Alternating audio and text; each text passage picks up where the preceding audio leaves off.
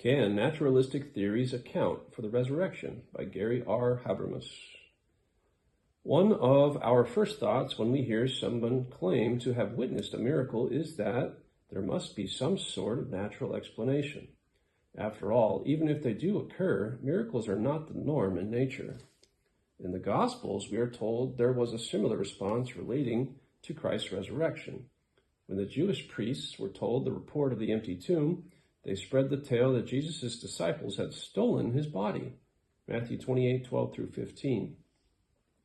Even believers reacted this way. When Mary Magdalene initially saw Jesus, she made a natural assumption, supposing he was the gardener. See John 20:10-15. When the disciples heard the report of the woman who had gone to Jesus' tomb, they thought the women were spreading rumors or false tales. Luke 24:11. Later, when they saw the risen Jesus, these same followers thought they were seeing a ghost or hallucination. Luke 24:36-43. Throughout history, many have had similar responses regarding Jesus' resurrection, attempting to come up with naturalistic theories to explain away the resurrection. These attempts were far more common in the 19th century than they are today. Even if we were to ignore the majority of the information in the Gospels, appealing only to the historical facts that are acknowledged by virtually every scholar who studies this subject, both conservative and liberal, we still have many major responses to each of the naturalistic theories. Not surprisingly, comparatively, few scholars today think any of these alternative hypotheses really works. For example, few critics have proposed that Jesus never died on the cross, but instead swooned. That is, fainted and only appeared dead. Dozens of medical studies have shown how death by crucifixion really kills and how this would be recognized by those present.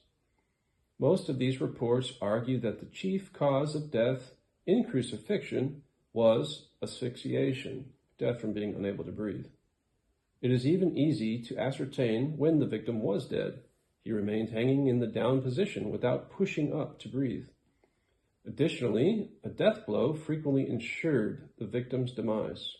The prevailing medical explanation of Jesus' chest wound is that the presence of both blood and water indicated he was stabbed through the heart, thereby ensuring his death.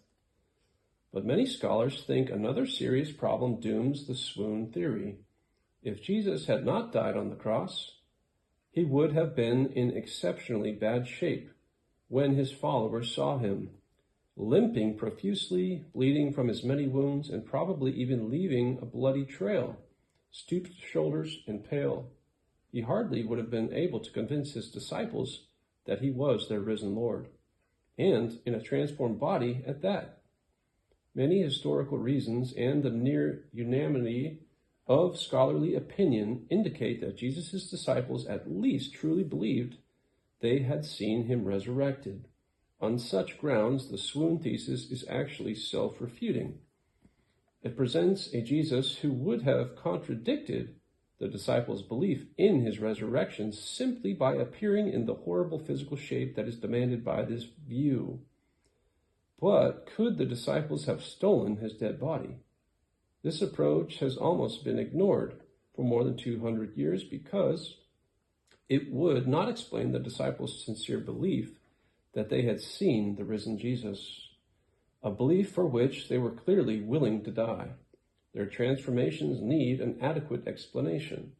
Neither would the theft hypothesis explain the conversions from skepticism by James, the brother of Jesus, or Paul, occasioned by their own beliefs that they had also seen the risen Jesus.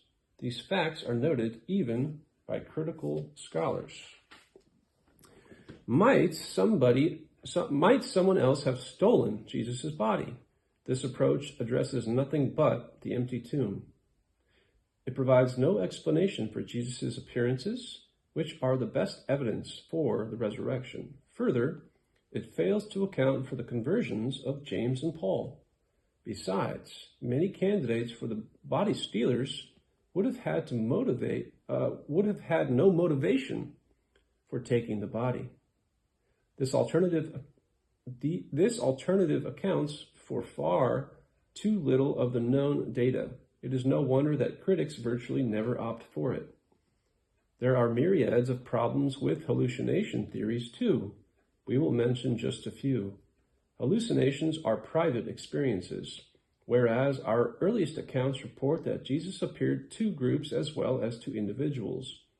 Further, the dissimilar personalities witnessing the appearances clearly militate against everyone's inventing a mental image, often at the same time. So do the reactions of those disciples who responded to reports of the resurrection by doubting.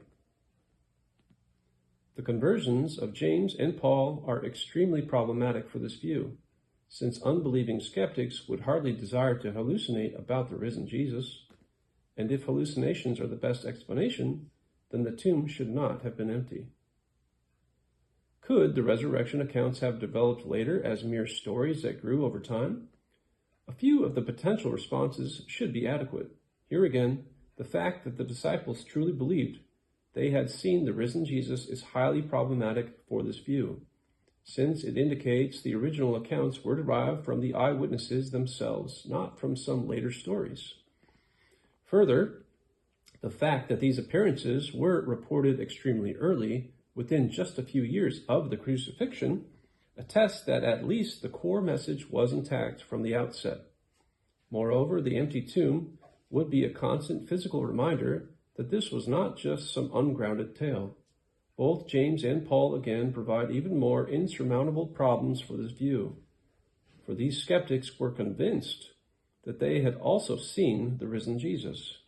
Tales developing years later fail to account for their conversions. For reasons such as these, most critical scholars today reject the naturalistic theories as adequate accounts of Jesus' resurrection. They simply do not explain the known historical data. In fact, many liberal scholars even critique the alternatives that are periodically suggested. Here we have a strong witness to the historical nature of Jesus' resurrection. Naturalistic theories have failed. Further, many historical evidences favor the resurrection. Taking all this together, we have strong reasons to believe that this event actually occurred in history. After all, the more thoroughly the alternative theories fail, the more we are left with the evidences themselves, and they are powerful indicators that Jesus rose from the dead.